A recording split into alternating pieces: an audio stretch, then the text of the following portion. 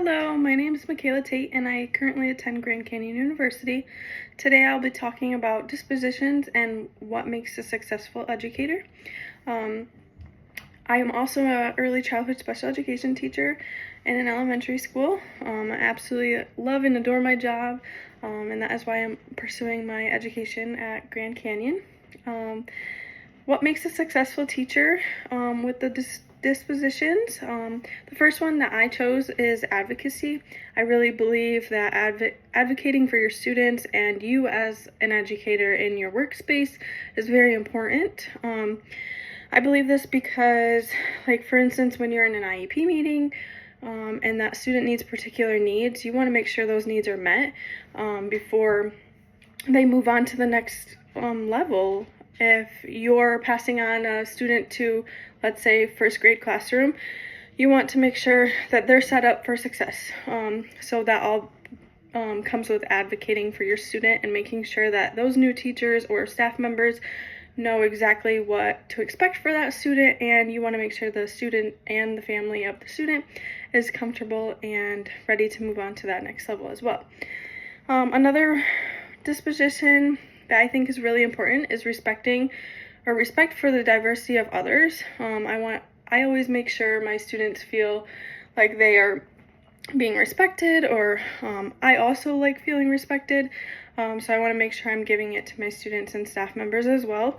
I want to make sure everyone is comfortable in their environment and making sure they're recognizing all of the things that need to be recognized. Everyone has a different things they're going through, and you want to make sure that all of those things are being respected. Also, that ties right into fairness for a disposition. Let's say a student couldn't hold a pencil correctly, or it was hard for them and they're struggling, and you wanted the rest of the class to use a pencil because they could.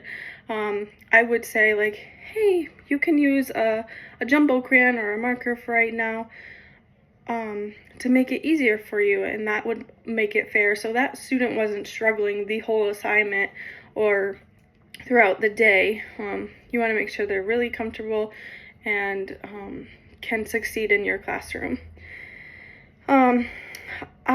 Disposition that I need to work on, I'm giggling because it's silly that it came to the bottom of the scale, was curiosity and reflection. I personally thought that I was doing these things, which I am, but not as much as I would like to. So these are the things I would want to work on this school year in my classroom. Curiosity, I love to learn. I like to learn new things. I want to make sure that I'm succeeding in the classroom. For instance, I'm always doing PD as it's required, but you want to make sure that you're staying educated on those things and reflecting. After a long day of work, you always reflect, but making sure that it's a successful reflection, or making sure that, hey, what went wrong today? What can I fix for later? And you want to make sure that you're doing these things. So I only need to work on these because I run out of time daily.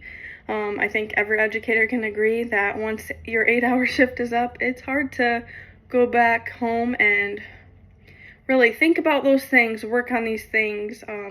You're kind of shut off mode when you get home, especially if you have a family at home. So these are those two things I would like to work on this school year.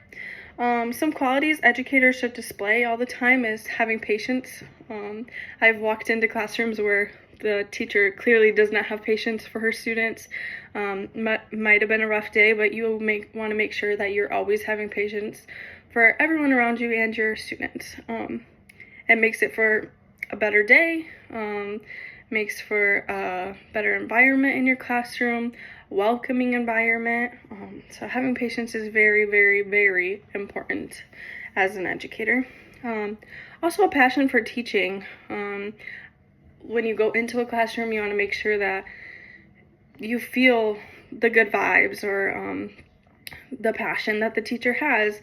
You can kind of tell if, like, there's not stuff on their walls, or they're not truly, like, into the lesson that they're teaching.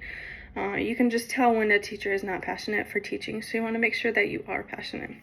Also having strong communication skills with your students and the families. All of these things are really important for quality educators.